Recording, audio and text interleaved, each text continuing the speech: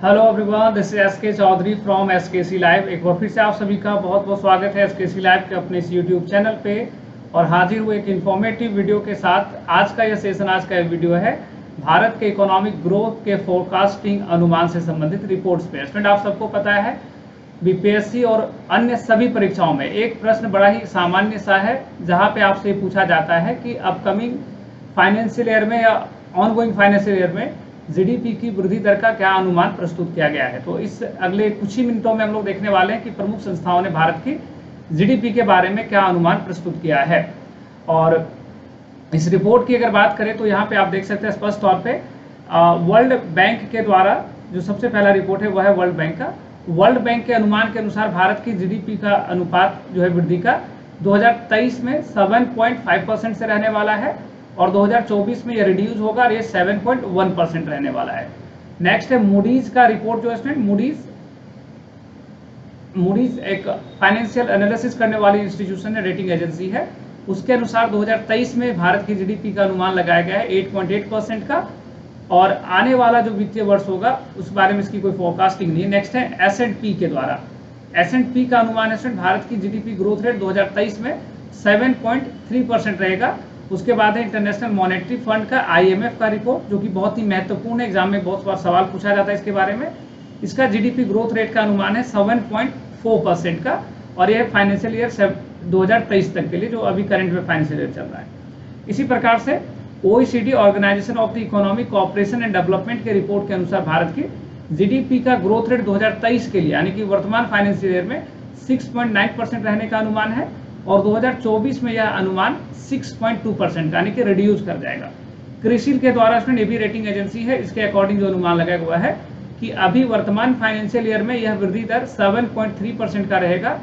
और नेक्स्ट है NSO, national statistical office, जो कि भारत की सोशियो इकोनॉमिक डेटा प्रकाशित करने वाली सबसे बड़ी संस्था है। इसका रिपोर्ट का काफी महत्व है, एग्जाम में इसका रिपोर्ट से सवाल आपको पूछा जाना बिल्कुल आम बात है, सामान्य सी बात है।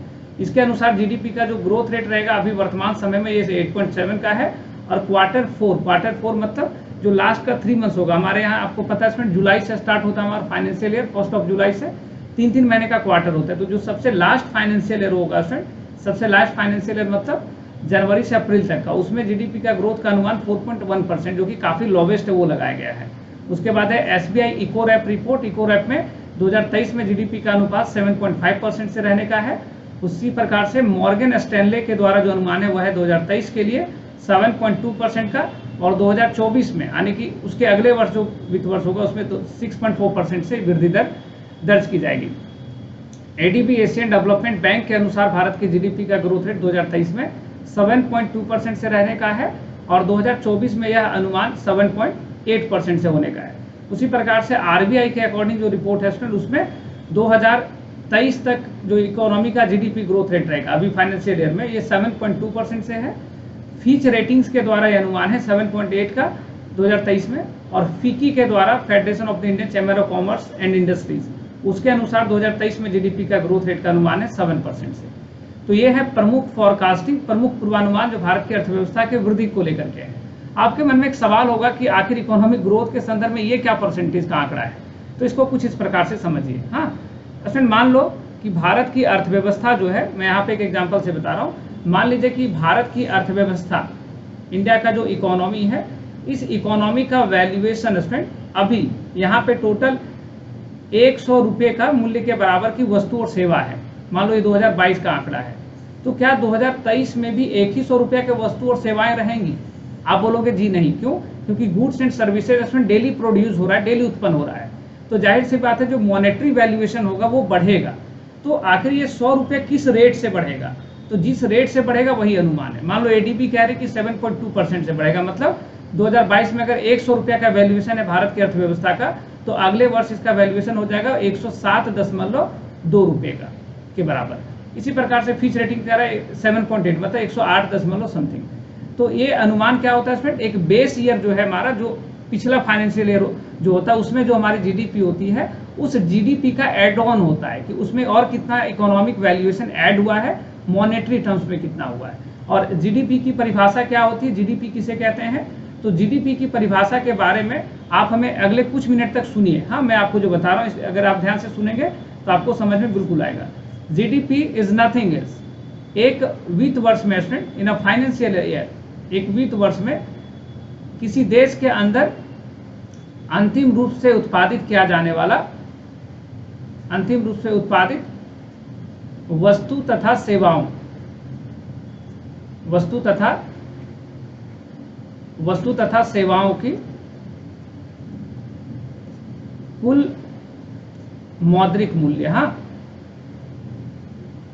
इंग्लिश में इसको बोलेंगे final goods and services, value of the monetary value of the final goods and services which is produce in a financial year in GDP. हाँ, किसी अर्थव्यवस्था के अंदर एक वित्त वर्ष में जितनी वस्तु और सेवाओं का उत्पादन किया जाता है उसका मौद्रिक मान उसकी जीडीपी कहलाती है। यहाँ पे ध्यान देने वाली बात यह है कि जीडीपी में विदेशी कंपनियों के द्वारा जो देश के अंदर वस्तुएं और सेवाएं उत्पादन की जा रही है उसको भी हम इंक्लूड कर रहे हैं। मतलब अगर केएफसी के द्वारा या प्यूमा के द्वारा, एडिडास के द्वारा अगर भारत में, या मान लो वॉलमार्ट के द्वारा, अमेजोन के द्वारा इंडिया में अगर कोई उत्पादन किया जा रहा है तो हम उसको भी यहाँ पे ऐड कर रहे हैं अपनी जीडीपी में, है ना। और जबकि एक और दूसरी बात है कि भारत के लोग जो देश के बाहर रह करके जो जा करके इकोनॉमिक एक्टिविटीज में इन्वॉल्व में पैसे कमा रहे हैं उनका कैलकुलेशन यहाँ पे हम लोग शामिल नहीं करते हैं। तो जीडीपी किसी भी देश का एक्चुअल फिगर हमें नहीं बताता है, बल्कि एक लमसम आंकड़ा देता है।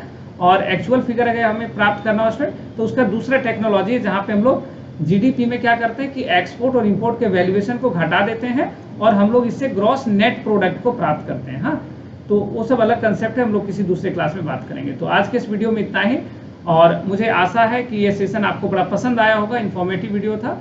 और इसी प्रकार के अन्य जानकारी के लिए आप हमारे चैनल को सब्सक्राइब करें। मिलते हैं नेक्स्ट लेक्चर में एक नए टॉपिक के साथ, एक नई जानकारी के साथ। अपना खूब ख्याल रखिए, हंसते मुस्कुराते रहिए।